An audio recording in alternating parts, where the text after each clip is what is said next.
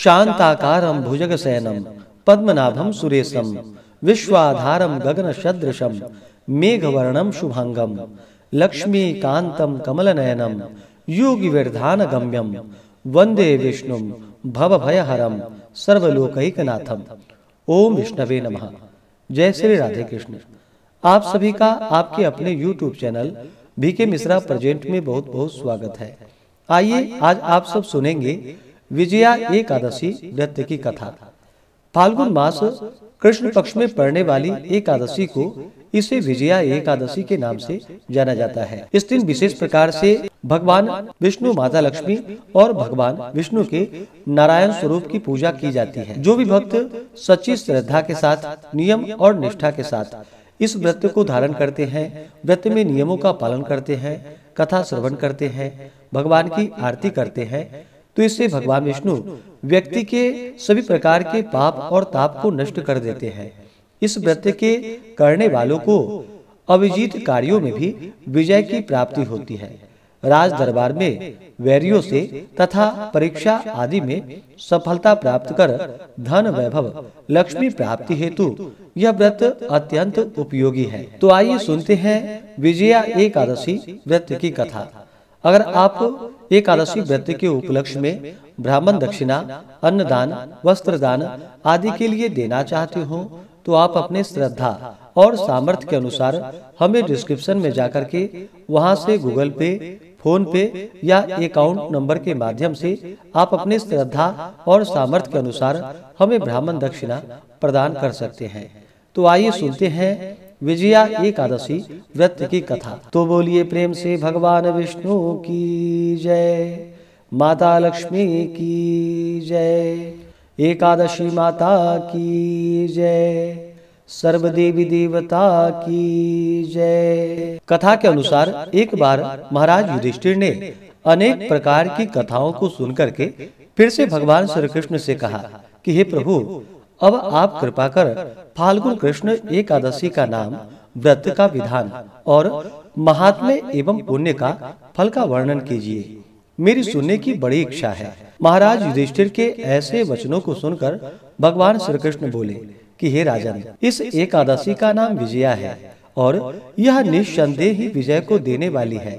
जो प्रश्न आज तुमने मुझसे किया है, यही प्रश्न इससे अनेक काल पूर्व नारद जी ने ब्रह्मा जी से किया था। तब उन्होंने कृपा करके जो अनुपम चरित्र नारद जी को सुनाया था, वही मैं आज तुम्हें सुना रहा हूँ। भगवान श्री राम 14 वर्ष के लिए वनवास की आज्ञा सिरोधार्य कर वन में जाकर गोदावरी के किनारे पंचवटी में निवास किए। तपस्विनी सीता वहीं से रावण के द्वारा हरी गई, जिससे वह अत्यंत ही व्याकुल एवं व्यथित हुए। भगवती सीता के वियोग अग्नि में जलते हुए भगवान श्री राम उनको खोजने लगे। आगे कुछ दूर चलने पर उन्हें मरणासन्न अवस्था में गिद्धराज जटायु मिले, जिन्होंने अपने आहत होने का समुचित वृतांत सुना करके अपनी यह लौकिक लीला समाप्त की। आगे चलकर रामचंद्र जी ने कबंध का वध किया और सुग्रीव से मित्रता की। भक्त शिरोमणि केशरी नंदन हनुमान जी ने लंका जाकर भगवती सीता का पता लगाया।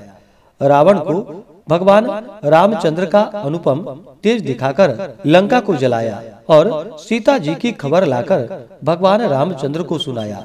तब भगवान रामचंद्र ने सुग्रीव की सलाह से वानर और भालुओं की सेना से लंका पर चढ़ाई की, मगर वहां पर सागर की महानता और अगाधता को देख करके चकरा गए और लक्ष्मण से कहा कि भाई, यह सागर तो अत्यंत ही अगम और अगाध दिखाई पड़ता है। इसको किस प्रकार पार करना होगा? यह विशाल वानरी सेना लंका में किस प्रकार पहुंचेगी? कोई युक्ति हो तो तुम ही बताओ। बड़े भाई के ऐसे वाक्यों को सुनकर विचारवान लक्ष्मण जी ने कहा कि हे प्रभु, आप स्वयं आदि पुरुष परमेश्वर हैं। यद्यपि आपसे कोई बात छिपी नहीं है, तथापि आप लोक लीला कर रहे हैं। आप तो जानते ही हैं कि यहाँ समीप में ही महर्षि दालभ्य जी का आश्रम है। वह महामुनि अत्यंत ही ज्ञानी और बुद्धिमान है। यदि आप उनके पास जाकर यह प्रश्न करें तो वह अवश्य ही कोई उपाय बतलाएंगे। लक्ष्मण जी की ऐसी बातें रामचंद्र जी को ठीक जची और वे दालभ्य ऋषि के पास जाकर उन्हें प्रणाम किया। महर्षि ने आशीर्वाद देकर उन्हें आदर पूर्वक आसन दिया और फिर आने का कारण पूछा।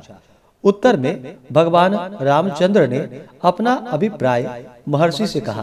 तब महर्षि जी ने कहा कि हे रघुकुल भूषण, आप फाल्गुन कृष्ण एकादशी, जिसका नाम विजया है, आप उसका व्रत कीजिए। आपका मनोरथ अवश्य ही पूर्ण होगा और लंका में आपकी विजय होगी। उस व्रत की विधि मैं आपसे कहता हूँ, सो सुनिए। दशमी के दिन सोना, चांदी, तांबा अथवा मिट्टी का एक घड़ाले कलश को स्थापित करे। उसमें जल एवं आम के पल्लव छोड़कर वेदिका पर रखे।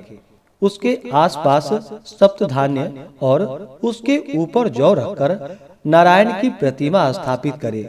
एकादशी के दिन स्नान इत्यादि से शुद्ध होकर धूप, दीप एवं नैवेद्य द्वारा विधिवत भगवान का पूजन करे।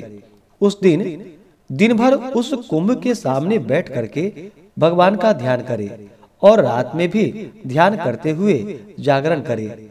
द्वादशी के भोर में कलश को नदी या सरोवर के तट पर ले जाकर के उसका विधिवत पूजन कर उससे ब्राह्मण को दान कर दे। इस प्रकार करने से आपके सभी मनोरथ अवश्य ही सिद्ध होंगे। दालभ्य ऋषि के ऐसे वचन को सुनकर भगवान राम ने सेना सहित व्रत को धारण कर लंका पर विजय प्राप्त की। हे राजन, जिस प्रकार भगवान राम ने लंका पर विजय प्राप्त की, उसी प्रकार सभी कोई इस विजया एकादशी का व्रत करके अपनी मनोकामना की सिद्धि कर सकता है। अतएव विजया एकादशी का व्रत अवश्य ही करनी चाहिए। इसके महात्म्य को कहने एवं सुनने दोनों से ही अनेकों प्रकार के पापों का नाश होकर वाजपेयी यज्ञ का पुण्य फल प्राप्त होता है। तो बोलिए प्रेम से भगवान विष्णु की जय, माता लक्ष्मी की जय, एकादशी माता की जय, सर्व देवी देवता की जय। इस बार विजया एकादशी का व्रत, जो कि 24 फरवरी 2025 दिन सोमवार को पड़ा है। एकादशी तिथि प्रारंभ समय 23 फरवरी 2025 दिन रविवार दोपहर 1:57 और एकादशी तिथि की जो समाप्ति है वह 24 फरवरी 2025 दिन सोमवार दोपहर 1:46 पे एकादशी तिथि की समाप्ति है। तो इस बार सूर्योदय व्यापनी के अनुसार 24 फरवरी को व्रत है और व्रत का पारण, जो कि हरिवासर में नहीं करनी चाहिए। हरिवासर का समय द्वादशी तिथि का पहला चौथाई हिस्सा हरिवासर का होता है। तो द्वादशी तिथि की जो समाप्ति है वह 25 फरवरी 2025 दिन मंगलवार दोपहर 12:48 पे द्वादशी तिथि की समाप्ति है। तो सभी भक्तजन व्रत का पारण 25 फरवरी को सुबह 6:50 से सुबह 9:08 तक व्रत का पारण करेंगे। विजया एकादशी व्रत का पारण गोदधन्या पारणम, यानी कि गौ के दूध के दही से व्रत का पारण है। यह संभव ना हो पाए तो आप जल फल या तुलसी दल से व्रत का पारण करें। अगर आप सब एकादशी व्रत के विशेष प्रकार से पूजन विधि के बारे में जानना चाहते हो तो उसका अलग से चैनल पे वीडियो अपलोड है, या वीडियो के एंड स्क्रीन में भी वीडियो का लिंक दिया गया है। आप उसके माध्यम से जानकारियां को प्राप्त कर सकते हैं और आप एकादशी माता का आरती को भी श्रवण कर सकते हैं। तो आशा करता हूँ कि यह जानकारी आपको अच्छा लगा हो। इसी प्रकार से ज्ञानवर्धक जानकारियाँ प्राप्त करते रहने के लिए, व्रत पूजा के बारे में जानने के लिए, कथा को सुनने के लिए चैनल पे अगर आप पहली बार आए हैं तो चैनल को लाल बटन दबा करके सब्सक्राइब करें, साथ में बेल आइकन घंटी को दबाएं ताकि आने वाली वीडियो का नोटिफिकेशन आपको समय से मिलता रहे। वीडियो को लाइक करें, शेयर करें। सुखी रहें और स्वस्थ रहें। जय श्री राधे कृष्ण। धन्यवाद।